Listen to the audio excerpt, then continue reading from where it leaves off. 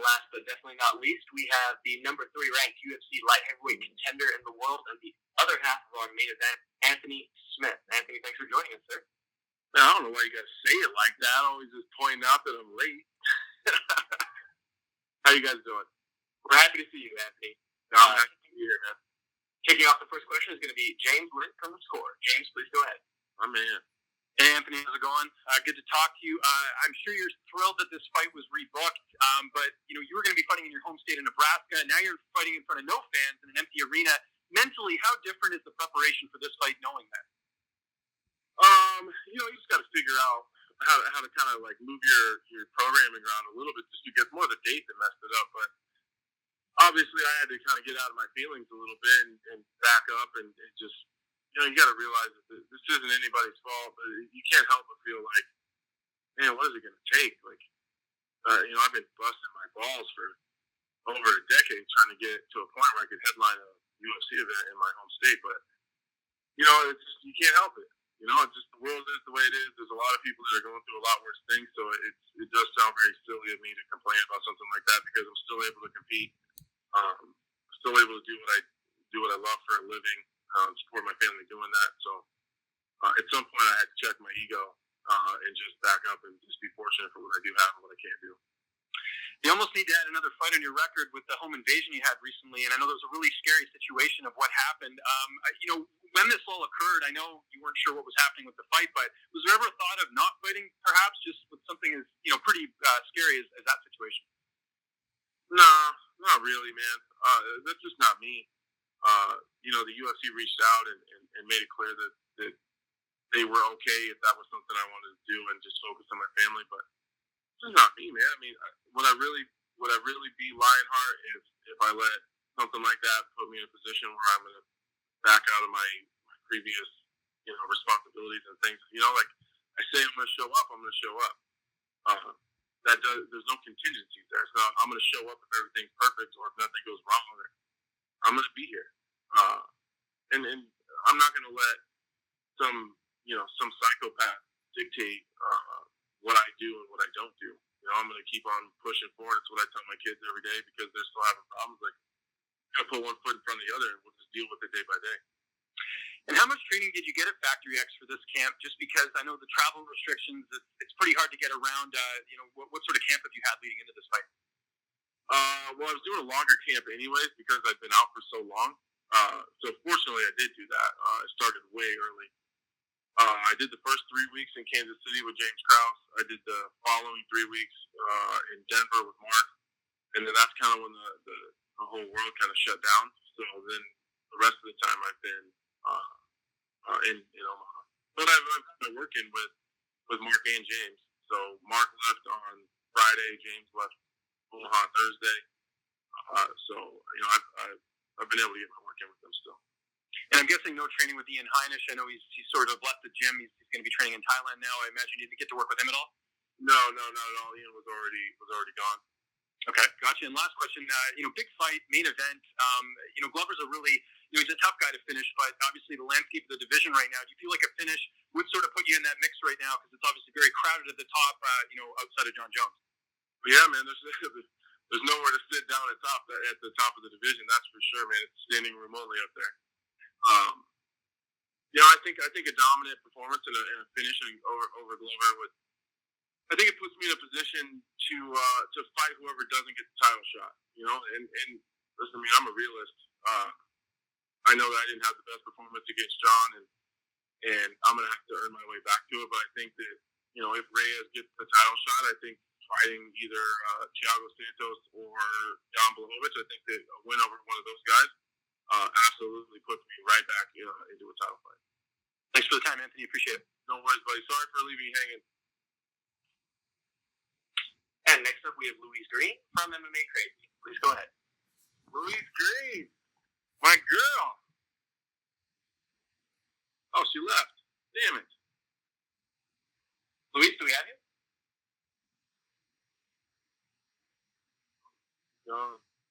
That's taking waiting on me. Damn, I was really hoping to see Louise Green. We'll circle back with her. For now, let's move on to the next one, Damon Martin. Damon, are you ready? Anthony, what's going on, buddy? How are you? I'm just so you know, I'm just as excited to talk to you as Louis Green. I appreciate that. We've talked obviously numerous times between the fight cancellations, the home invasion, obviously everything's talking at this point, but 2 days away from a fight, can you kind of put in context the chaotic nature of these last 2 months of your career coming to this point? I mean, I don't think you got booked to right basically out of just these last couple of months. Yeah, it's been crazy, man.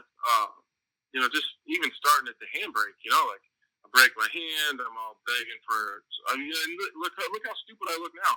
I was begging for time off before I fought Gus. Like after even the 2 or 3 fights previous, I was saying, man, I need a break. I need some time off. I need a break. And then it's just like that's just typical. Then I break my hand, and then I'm out forever. And then I have the second surgery, and then they have to take the bone from my leg. And then I finally start getting back to it. I wanted to fight in February or like beginning of March, but I had to push that all the way back because I wanted to still headline in Nebraska. So then we pushed it all the way back to April. Then the pandemic happens, and then douchebag in my house, and this shit's just been crazy, man. So I think later on down the road, I think you're right, man. I think we probably do have a pretty cool book to get out. How much does your experience and being a veteran and going through what you've gone through in your career prepare? I mean, nothing can prepare you for what you've gone through, but I mean, do you feel like that has been help, that you have so much experience that you've been able to prepare, knowing, 3 different fights, potentially, you always had the same opponent, but again, that even wasn't guaranteed. I mean, there's no guarantee what was going to happen. So, I mean, you feel like that did help you, that experience to deal with all kinds of craziness of this situation? Yeah, for sure. I think just being kind of a grizzled veteran, and I think Glover's in the same position. I think we're able to deal with stuff like this a little bit easier. Like neither one of us kind of came up in the golden era of MMA. I've said this before. Like fighting in an empty arena in Jacksonville, Florida, is not going to be the weirdest place I've ever fought. So it's just kind of par for the course for the beginning of my career. Like it wasn't as pretty and as sanctioned and as put together as it is now. So, we've kind of just been there and done that, and this is, and even now going through the whole process now that I'm here, this is way better than anything I ever did at the beginning of my career. So this isn't even that bad. So I know, I mean, like the situations are kind of crazy, but I was still able to get my training camp in. I was still got really, really good work in at home. I physically I feel better than I felt in a really, really long time. I'm sharp, my conditioning is good, I'm healthy, I'm not too banged up, like I'm not sore, and mentally I'm in a good spot. I mean, I don't know how much more you could ask for, Yeah. You talked openly about, fighting with a bit of a chip on your shoulder when people try to take away some of your biggest wins by talking about the other guy. When you beat Shogun, it was, that's not the Shogun that was champion, and so on and so forth. And when you fought Gus right after he retires, and it doesn't take away the victory, but obviously, when a guy retires like that, those guys take away the shine a little bit. Glover's a guy who's a veteran, fought for the title, and obviously been out there. But in a way, do you kind of enjoy having that chip on your shoulder? Because it seems like you always have there was something to prove. Yeah, I think I've always kind of thought like that, and I think it's I don't drink my own Kool-Aid, like I don't believe my own hype. So I think a lot of it is I'm always trying to prove something to myself. Like I think sometimes, to be honest with you, there's a lot of times where I kind of feel like I don't belong. Like I just sometimes it's shocking that I'm still here or that I've made it to this point. So it's always that, but it leaves me with this feeling of having to grind and continue to earn it and continue to push forward because I shouldn't be here. I shouldn't be in this position. I'm a small town Nebraska dude that didn't have shit going for him, and I didn't even graduate high school. What sometimes it's like, what the fuck am I doing here? So I need to keep earning that and keep working towards that and keep making sure that no one's going to take that from me. So I think that's where the chip comes from, making sure that I'm doing everything to stay here. And my last question, Anthony, now that you are, one of those media folks as well on the side when you're not fighting, but also the light heavyweight division, everything that happens does affect you because, as you mentioned, if you go out there and be Glover, there's only so many options in front of you as far as opponents go. So I want to get your opinion. If you play match matchmaker right now. Like, do you believe it should be Jones Reyes too, or in your mind, do you think maybe Jones Blachowicz makes more sense because it is a fresh matchup? You're playing Joe Silver, in this case, now Sean Shelby. What matchup do you think makes the most sense for that fight? I guess for me, when you start talking about what makes sense, I don't really know what makes sense because I guess I'm not the UFC, so I don't know like financially what does that look like, timeline what does that look like. I think there's a lot of things that go into that. But who do I think deserves it? I think as much as it pains me to say it, I think Dominic Reyes deserves a rematch. I think that he did everything he's supposed to do. He went out there, he busted his ass, and gave John all he could handle. And I think that you ask 10 people, I think the majority of those people would say that John Jones lost that fight. On the flip side of that, I think Jan Blachowicz equally, well, maybe not equally, but he also deserves a title shot. But I think Reyes' claim to it is a little bit stronger. Like Blachowicz has a win over Rockhold. Like Rockhold hasn't won since. Like there's 25ers in the division that haven't ever seen Luke Rockhold win a fight before. So it's been a while since that guy's done that. And he lost to Thiago Santos, who's also floating around up there. So he does have a good win over Corey Anderson. I will give him that. But I think the way that Reyes went in there and did what he did, I think that he had something stolen from him by the commission. And I think that he at least deserves the opportunity to right that wrong. And then I also don't think that he will win the rematch. I think that was the best Dominic Reyes. I think that's all he has to offer. I think that's as good as it gets. And I think John Jones tends to do better in rematches, and I don't think Reyes left anything in the tank for later. I think he emptied the tank, and that's all he's got. Great, I appreciate it. No worries. Stay in touch. And up next, we'll have Mike Bond from Rolling Stone. Mike, please go ahead. What's happening? How you doing? I'm good, man. How are you? I'm well, thanks. I'm interested to know, you just said a few minutes ago there that you're feeling really good and everything couldn't be going better. When you spoke a couple weeks ago, you admitted you were feeling a little run down, a little beat up. At what point did you kind of turn the corner and start feeling really good again? Well, we started shortening the as you get towards the end of the camp, all the meat and potatoes were like right when I talked to you, we were like just getting towards the end of the suck, when it's just really, really tough and really hard, and coaches are assholes and they don't give you a break, and you just they're sitting over there. That's why I said that. But I was right in that suck, where you just grinding and you got to put your head down and no one really cares how you feel. Then you start moving on to where the training sessions are a little bit shorter. Not a whole lot, but a little bit. The contact comes down a lot, so there's not as much impact. You're not getting your legs banged up. So you just slowly start to heal, and then the conditioning part of it ramps up. So you're doing a lot of conditioning stuff, a lot of fast-paced, low-impact type of training. So then you just start to slowly heal, and that's kind of how the peaking process works. Gotcha. And you also said when we spoke that you were going to submit Glover. That's what you're aiming for. No one has ever done that before. I asked him about it. He basically said, bring it on. He welcomes that challenge. Do you still feel this close to the fight? That's how it ends? Yeah, I think it can. Don't think for a second that if I get a hold of Glover's neck, he won't go to sleep.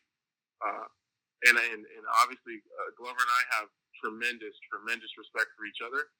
But he jokes around, and you can see the smirk in his face when he's doing those interviews. He knows just as well as I do that if he slips, I will catch him. And he knows that. We have mutual training partners. We have mutual friends. We know some of the same people. He knows it, and I know it. And on the flip side of that, I know that if I slip, Glover can catch me. We're just two high-level dudes. But, if I could, that would be a nice feather in my cap to be the first guy to catch him in a submission. Absolutely. And last question from me. You mentioned talking about the matchmaking of the division a little bit, a possibility of a Thiago Santos rematch. If you look at your Twitter profile, your pinned tweet is still the post fight from that night, February 3rd, 2018. Is there something about that particular loss? Obviously, you moved up to light heavyweight since and everything, but that you still keep it on there to remind you of? And would there be something special to having that fight back? Yeah. I guess to everyone else, Thiago's he's the two-headed fire-breathing dragon, but Thiago is like, I don't know, he's like my mirror, kind of. I keep that tweet there because that was one of the lowest moments of my career. And I'm better than that. There's circumstances and sometimes things just don't go your way. It just doesn't. Sometimes it just falls. The cards fall the other direction. So, but that's absolutely a fight that I want, and that's absolutely a fight that I don't think anyone else is asking for. So, I think that's going to be that. Go back and look at my career. When I got cut from the UFC in 2013, my first fight outside of the UFC was Josh Neer. It was a catchweight at 175 in the main event in BFC Council style. Josh Neer finished me in the fourth round. I changed a whole lot of things. I focused on getting better. I changed my mindset. I won 8 in a row to get back to the UFC, and on the 8th fight, I capped it off and I finished Josh Neer in under a minute. So that's how my brain works. Like, I'll come back to that. You know what I mean? Like, I had the fight and it went the way that it went with Thiago, but I know that I'm better than that, and I know that I can beat him. And I know that that's what the fans want to see. And I'll circle back to that. And after that fight, I changed a lot of things, and I got a lot better, and I focused on a lot, and I changed my mindset. And we'll circle back to that, and it'll be my next Josh Neer moment. Yeah, and I remember going into that Neer fight, we did an interview, and you said your biggest motivation was to prove something to Joe Silva going into that fight. Do you recall that as well? I do. Yeah, I do. And because, that's kind of, Joe Silva was very much, what I'm looking for here. He was very open about how he felt about people. And, he made it very clear that he didn't think I was ready to be back. I'd beaten every top prospect in the entire country. I'd taken every title that was available on the regional scene. Like, I didn't know what else I had to do. And circling back to that Josh Neer it's a very easy gauge of where I was and where I am now. At least at that time, like, here's where I was when he beat me. I won all these fights. I won all these titles. I beat all these dudes that you said that were ready for the UFC, and then I beat him and took those titles. And then we circled back to Josh. And then it was very easy to see how much better I had gotten in that, that 2-year span or whatever it was. And that's kind of how I know it sounds silly, but that's just, if I have a failure, I'll try to fix it. I'll do the best I can, and I'll circle back and I'll do it again. Did you ever hear from Joe these days? What do you think he thinks of you now? I don't know. I would be curious. I'm sure Joe still watches fights, and he's a fight junkie, man. So I would be curious to know, though. For sure. Awesome. Appreciate it, Anthony. Best of luck. Thanks, man. Take care. And next up, we have Mike from MMA Fighting. Mike, please go ahead. Anthony, how are you, man?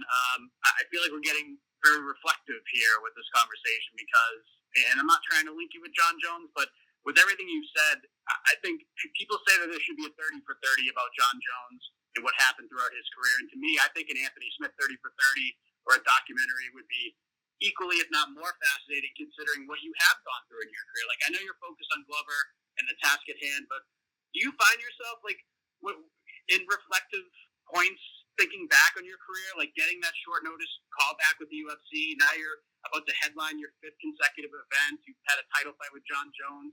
You're not a braggadocious guy, but do you allow yourself to reflect back on that and just feel grateful about it, because it's really an impressive story? It happens in really short spurts, and it tends to happen when it's kind of those dad moments, where we'll be at the lake or up in the mountains riding races or fishing or out at the farm or whatever, and I'll just be kind of off in the cut and watching my family kind of just doing their thing. Those are kind of the moments that it happens where I'm, I've created this life for them, or at least the opportunity. I've given them the opportunity to live freely and do whatever they want. And to not ever worry about anything, or what in the world is that? There we go. I've given them, the freedom to do that, and that's something I'm really proud of. That it's down to little shit, man. It's like to me, pumping gas and not looking at how much it costs is a luxury. You know, like it just wasn't always like that. Just little stuff like that. Like I'm grateful for little things, you know, and the mortgage and not worrying about it. You know, like just little stuff and the freedom to be at all my kids' events whenever I need to be because I don't have to work at 9 to 5 like a lot of people do. So it's just moments like that. I'm super grateful, but I feel like if you sit down too long, it makes it hard to get up. And I don't want to sit down and reflect. I can do that when I'm all done. And then last thing for me, if you go back and talk to the 2013 Anthony Smith, what would you say to him? Because it seems like everything sort of worked out the way you would hope for anyways, but if you could go back and tell that guy something, even at the sort of the darkest point of that year, what would you say to him? I would tell him that he was right, probably. I was doing a lot of bullshit back in those days. Kind of one of those fake it till you make it moments. Like I was saying the right things and like I was talking myself into it, but I didn't actually know if I was going to make it or not. I had no idea. You know, I'd fought up to that point to make it to the UFC. I made it about 3 minutes in my UFC career and blew my knee. So like I didn't actually know if I'd make it back. But if you asked me, I'd have told you straight up out loud, like I'm going to do this shit. I'm going to be at the top of the world. But deep down, I didn't actually know. So I would probably just like, you know, tell him he's right. You'll be fine. Awesome. Thanks, Anthony. Good luck. Thanks, man.